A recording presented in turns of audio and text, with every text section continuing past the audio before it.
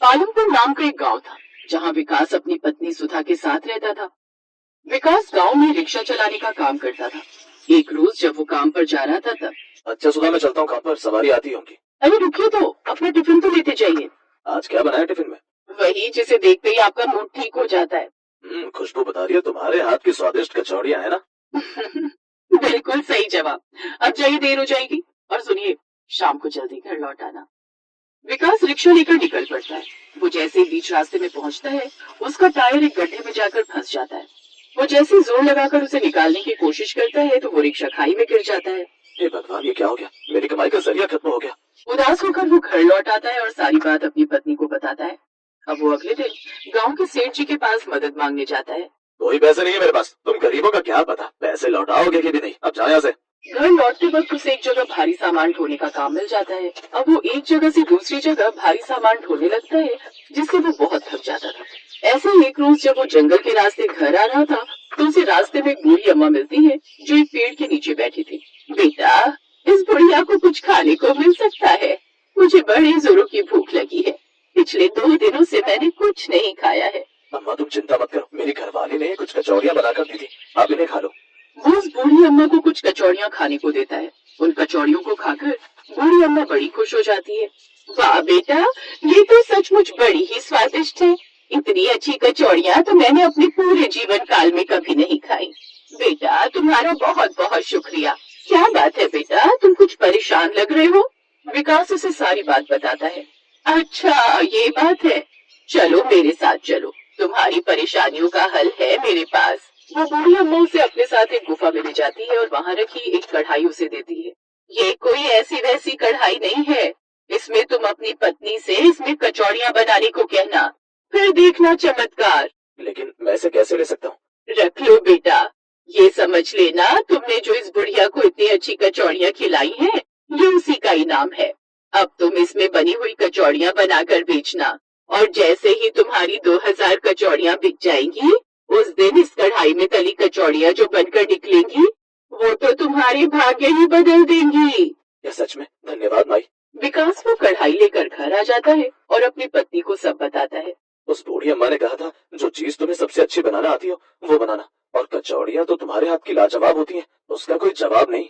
देखने से तो ये सुनहरी कढ़ाई बड़ी ही सुंदर लग रही है। अब इसका चमत्कार भी देख लेते हैं। मैं अभी कचौड़ियाँ बनाकर लाती हूँ। सुधा रसोई में जाकर कचौड़ियाँ तलने लगती है तो वो कचौड़ियाँ दिखने में बिल्कुल सोने जैसी लग रही थी। सुनिए, यहाँ ये देखिए कितनी सुंदर सोने जैसी कचौड़ियाँ हैं। ये खाकर बताइए कैसी बनी है? विकास ने जैसे उस कचौड़ी का निवाला तोड़कर अपने मुंह में डाला तो वो हैरान ही रह गया। लाजवाब सुधा, ये कचौड़ियाँ तो बेहद ही स्वादिष्ट है, इसका स्वाद तो लाख गुना बढ़ गया है। क्या सच में? लाओ मुझे तो। जैसे ही दोनों ने वो कचौड़ियाँ खाई तो उनका मुंह खुला का खुला रह गया। इतनी स्वादिष्ट कचौड़ियाँ खाकर तो वो दोनों हैरान ही रह गए। अब लाओ तुम ये जल्दी से मुझे सारी कचौड़ियाँ एक टोकरी में रखकर दे दो, मैंने गाँव में बेच कर आता हूँ। जी अभी लाई। विकास गांव भर में घूम घूम कर वो कचौड़ियाँ बेचने लगा। कचौड़ियाँ ले लो, कचौड़ियाँ ऐसी वैसी नहीं बल्कि सोने की कचौड़ियाँ ले लो। सोने की कचौड़ियों का नाम सुनकर ग्राहक उसके पास आने लगते हैं। कचौड़ी वो भी सोने की? ये तो मैं पहली बार सुन रहा हूँ। हाँ, मैंने भी पहले कभी नहीं सुना। चलो चलकर देखते हैं। दिखाओ भैया सोने की कचौड़ी। हाँ हाँ, मुझे भी दो। ये देखो भाई, खुद ही देख लो।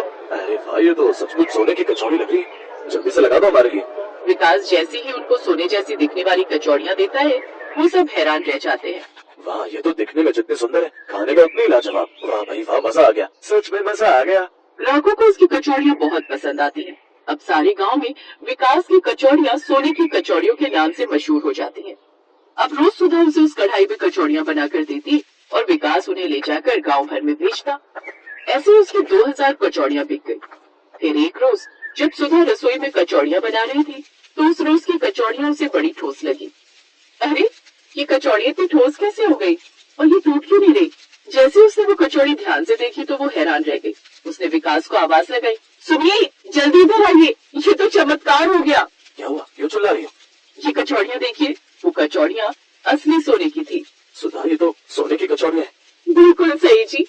अब तो हमारी किस्मत ही बदल जाएगी। तभी उस जादुई सोने की कचौड़ी से आवाज आई, हाँ, हम जादुई सोने की कचौड़ियाँ हैं। अब इन जादुई कचौड़ियों से तुम्हारे सारे दुख दूर हो जाएंगे। अब तुम्हें तुम्हें गांव-गांव जाकर कचौड़ियाँ भी नहीं बेचना पड़ेंगी। आज के बाद जब भी तुम्हें इस कढ़ाई से जादुई सोने की कचौड़ियाँ चाहिए होंगी, तुम मांग लेना। अब उन जादुई सोने की कचौड़ियों को बेचकर विकास एक बहुत बड़ा नया घर भी बनवा लेता है। एक समय था सुधा जब हमारे पास कुछ नहीं था, लेकिन आज हमारे पास किसी चीज की कमी नहीं है। बिल्कुल सही कहा। मुझे लगता है हमें एक बार उन बूढ़ी अम्मा से मिलकर उनको धन्यवाद देना चाहिए। वो दोनों बूढ़ी अम्मा को ढूंढते हुए उस गुफा की ओर गए, लेकिन ना तो वहाँ कोई गुफा थी और ना ही कोई बूढ़ी अम्मा। कमाल है, यही तो वो जगह थी जहाँ वो मुझे लाई थी, लेकिन आज तो यहाँ कोई गुफा नहीं है। शायद वो कोई चमत्कारी शक्ति थी जो हमारी मदद के लिए आई थी।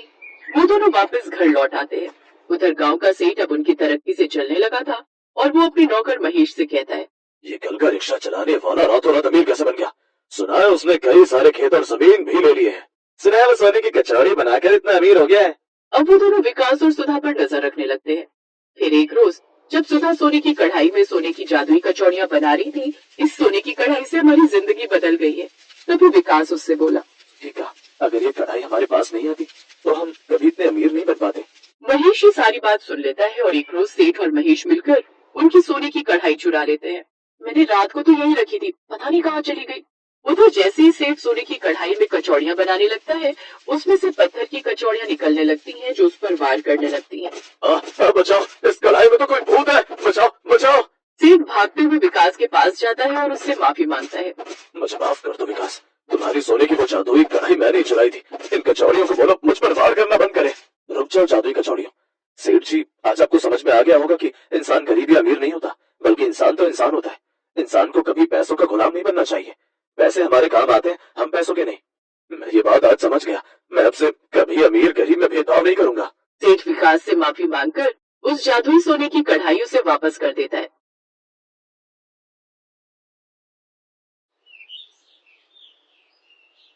बहुत पुरानी समय की बात है। किसी गांव में महेश और सुरेश नाम के दो भाई रहा करते थे। किस्मत की बात है कि बड़ा भाई महेश एक अच्छी नौकरी करता था और वो एक अमीर आदमी था। वो अपनी पत्नी ममता के साथ रहता था। वहीं दूसरी तरफ छोटा भाई सुरेश गरीब था। वो मेहनत मजदूरी करता था और अपनी बीवी कोयल के साथ रहता था। लेकिन एक दिन ऐसा हुआ कि उनके माँ बाप एक ही दिन एक ही समय पर गुजर गए। माँ, पिताजी, आप दोनों तो एक साथ हमें छोड़कर चले गए। शांत हो जाइए आप, अब होनी को कौन टाल सकता है। बच्चों की तरह रोना बंद करो, हर किसी को एक न एक दिन जाना ही है। अगले दिन, सुनिए, सुरेश और उसकी बीवी क्या हमेशा इसी घर में रहेंगे? हमारे टुकड़ों पर ही पलते रहेंगे? ममता, तुम बिल्कुल सही कह रही हो। अगले दिन, सुरेश, जब तक माँ बाप जिंदा थे तब तक तुम दोनों हमारे साथ रह रहे थे, लेकिन अब तुम्हें कहीं दूसरी जगह इंतजाम कर लेना पड़ेगा। भैया आप ये क्या कह रहे हो? अपने छोटे भाई से अलग होने की बात कर रहे हो? तू कौन होती है दो भाइयों के बीच में बोलने वाली है? कोयल, भैया और भाभी सही कह रहे हैं। ये घर भैया और पिताजी ने अपनी मेहनत की कमाई से बनाया था। मेरी इसमें सिर्फ मेहनत है, कमाई नहीं। इसीलिए हमारा इस घर पर कोई हक नहीं। सुरेश के हिस्से में थोड़ा सा खेत बचा था। वहीं पर वो अपनी पत्नी कोयल को लेकर चला गया। कोयल, आज से यही हमारा आशियाना है। मैं जा रहा हूँ काम पर, वैसे भी आज बहुत लेट हो गया। महेश जिस फैक्ट्री में काम करता था वहाँ पर वो जैसे ही पहुंचा, वैसे ही वहाँ के सिक्योरिटी गार्ड ने उसे रोक लिया। कहाँ से चले आ रहे हो? अरे गार्ड साहब, भूल गए क्या मुझे? मैं इसी फैक्ट्री में काम करता हूँ। काम करते नहीं हो, काम करते थे। तभी वहाँ पर मुनीम जी आ गए। गार्ड साहब बिल्कुल सही कह रहे हैं सुरेश। जब तुम्हारे भाई ने तुम्हें अपनी जायदाद और अपने घर से अलग कर दिया है, तो हम तुम्हें काम पर क्यों रखें? अभी तक तुम उनकी गारंटी पर काम कर रहे थे, पर अब वो गारंटी खत्म हो चुकी है। तुम कहीं दूसरी जगह काम देख लो। ये सुनकर सुरेश को बहुत बड़ा सदमा लगा। उसने मुनीम से कुछ नहीं कहा और आसपास की दूसरी कंपनियों में बहुत सारी दुकानों में काम ढूंढने की कोशिश करने लगा, लेकिन उसे कहीं काम नहीं मिला। अरे आज आप जल्दी आ गए। सुरेश ने सारी बात कोयल को बता दी। आपको बुरा लगेगा लेकिन मैं फिर भी कहूंगी, आपके बड़े भैया तो आपके साथ ऐसी हरकत कर रहे हैं जैसे वो आपके भाई नहीं बल्कि दुश्मन हो। और इसमें आपके भैया की भी पूरी गलती नहीं है। सब कुछ ममता भाभी का किया धरा है। दिन रात वो महेश भैया के कान भरा करती हैं। कोयल, किसी दूसरे को गलती देने से क्या फायदा? भैया की किस्मत अच्छी थी, उन्होंने पढ़ाई लिखाई मेहनत की और एक अच्छी नौकरी पा गए। मैं वैसा कुछ नहीं कर पाया। ऐसे ही दिन बीतते गए, लेकिन सुरेश को कहीं काम नहीं मिला और उसके छोटे से खेत में मूंगफली की फसल तैयार हो गई थी। कोयल, लगता है इस बार मूंगफली की फसल बहुत अच्छी हुई है। मैंने फैसला किया कि अब कहीं नौकरी नहीं करूंगा, बल्कि मूंगफली बेचूंगा। मूंगफली की पट्टी बनाकर बेचूंगा और साथ ही साथ एक छोटी सी चाय की दुकान भी खोल लूंगा। हाँ, ये सबसे अच्छा तरीका है। अगले दिन कोयल और सुरेश मिलकर अपने खेत की खुदाई करने लगे। तभी वहाँ पर चुपके से ममता आ गई और दूर से खड़ी होकर उनकी हालत पर हंस रही थी। अच्छा हुआ कि हमने इन्हें घर से बाहर निकाल दिया वरना इनकी गरीबी देख देख कर हम भी एक दिन गरीब हो जाते सुरेश और कोयल खुदाई कर ही रहे थे कि तभी अचानक खेत के अंदर से एक जादुई मूंगफली निकली और देखते ही देखते उसका आकार बड़ा हो गया। ये क्या निकला इस खेत से? इतनी बड़ी मूंगफली तो मैंने आज तक नहीं देखी। तभी अचानक उस मूंगफली से एक आवाज आने लगी। मैं एक जादुई मूंगफली हूँ। तुम दोनों की मेहनत और आपस में असीम प्रेम की वजह से मैं तुम दोनों से बहुत प्रसन्न हूँ। इस मूंगफली का तेल निकालकर अपनी रसोई घर में भगवान के सामने दिया जला देना। तुम्हारा रसोई घर सोने का बन जाएगा। इतना बोलकर वो मूंगफली जमीन पर गिर गई। कोयल, हमने आज तक किसी के साथ ना ही गलत किया है, ना ही किसी के बारे में गलत सोचा है। शायद हमें उसी का फल मिला है। चलो इस मूंगफली का तेल निकालते हैं और फिर भगवान के सामने दिया जला देते हैं। देखते हैं सच होता है या नहीं। ये अनपढ़ और गरीब लोग भी ना किसी की भी बात मान लेते हैं। जादू वादू कुछ नहीं होता। ये लोग भिखारी थे और भिखारी रहेंगे। इतना कहकर ममता वहाँ से चली गई। इधर अब सुरेश ने उस मूंगफली का तेल निकाला और रात में उसी तेल से भगवान के सामने दिया जला दिया। और जब सुबह दोनों सोकर उठे तो उनकी रसोई सोने की बन चुकी थी। सुरेश, ये तो कमाल हो गया। हमारे रसोई घर में रखी हर एक चीज सोने की हो गई। अब सारी तकलीफें दूर हो जाएंगी और अब हम बहुत बड़ा ढाबा भी खोल सकते हैं। एक अच्छा घर भी बनवा सकते हैं। हाँ कोयल, तुमने बिल्कुल सही कहा। अगले दिन ही उस रसोई घर में रखे 2-3 सोने के चम्मच सुरेश ने बेच दिए और जो भी पैसा मिला उससे उसने सबसे पहले तो एक अच्छी सी दुकान खोली और फिर धीरे धीरे घर भी बनवाने लगा। ये सब जब उसके भाई और भाभी ने देखा तो दंग रह गए। ममता, इन लोगों को अचानक दौलत कहाँ से मिल गई? कहीं वो मूंगफली वाली बात सच तो नहीं हो गई? महेश, चलो ना इनके घर चलते हैं। बाद में बताती हूँ ये सब हुआ कैसे। महेश और ममता सुरेश के घर पहुंच गए। आओ भैया भाभी, कैसे हैं आप लोग? हमें घर से निकालने के बाद आप तो हमें भूल ही गए। सुरेश, तू तो जानता ही है कि मैं तेरी तरह फ्री तो रहता नहीं हूँ। इधर से गुजर रहा था, तेरा घर देखा तो चला आया। कोयल, तुम्हारी रसोई घर से पीली पीली रोशनी आ रही है। क्या मैं तुम्हारा रसोई घर देख लूं जाकर? हाँ हाँ भाभी, क्यों नहीं। आपकी रसोई है, जाकर देख लीजिए। ममता उसके रसोई घर में जैसे ही गई नजारा देखकर दंग रह गई, क्योंकि पूरा रसोई घर सोने का था। उस रसोई में रखे हुए सारे बर्तन, यहाँ तक कि पानी भी, सब कुछ सोने का ही था। तभी उसकी नजर वहां गई जहाँ पर मूंगफली के तेल का दिया जल रहा था। लगता है यही वो तेल है जिसकी वजह से इसकी रसोई सोने की बन गई। थोड़ा सा तेल मैं चुरा लेती हूँ। ममता पहले से ही अपने साथ एक प्लास्टिक की डिब्बी लेकर गई थी जिसमें उसने मूंगफली का तेल चुरा लिया और फिर अपने घर वापस आ गई। फिर ममता ने सारी बात महेश को बता दी। मुझे तो नहीं लगता कि ऐसा कुछ हुआ होगा, लेकिन अगर तुम्हें लगता है तो जाओ, तुम भी अपने रसोई घर में मूंगफली का तेल के दिया जला कर देखो। ममता ने उस चोरी किए तेल को अपने रसोई घर में जला तो दिया, लेकिन देखते ही देखते उसकी रसोई सोने की नहीं बल्कि घास की बन गई। अब उसके घर का सारा सामान घास का बन गया था। सारी सब्जियां, मसाले, सब कुछ घास का ही बन गया था, जिसकी कोई कीमत नहीं थी। देखते ही देखते उसके रसोई घर में बहुत सारी बकरियां, गाय, भैंस घुस गई और घास चढ़ने लगी। अरे ये सब क्या हो गया? भगवान ने हमारे साथ गलत किया है। कोयल की तो पूरी रसोई सोने की बन गई, पर इस तेल को जब मैंने जलाया तो घास की रसोई बन गई।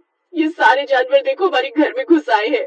उस चोरी के तेल से उन लोगों का इतना नुकसान हुआ कि महेश की नौकरी चली गई। उनका पूरा घर घास का बन गया। वहाँ जानवर ही जानवर आ गए। महेश और ममता जमीन पर आ गए। अब उनके पास कुछ भी नहीं बचा। बनता है सब कुछ तुम्हारे लालच की वजह से हुआ है, और कहीं ना कहीं मेरी भी गलती है, क्योंकि मैं भी तुम्हारी बातों में आ गया था। सुरेश और कोयल के साथ हमने कितना गलत किया, जबकि वो मेरा भाई है।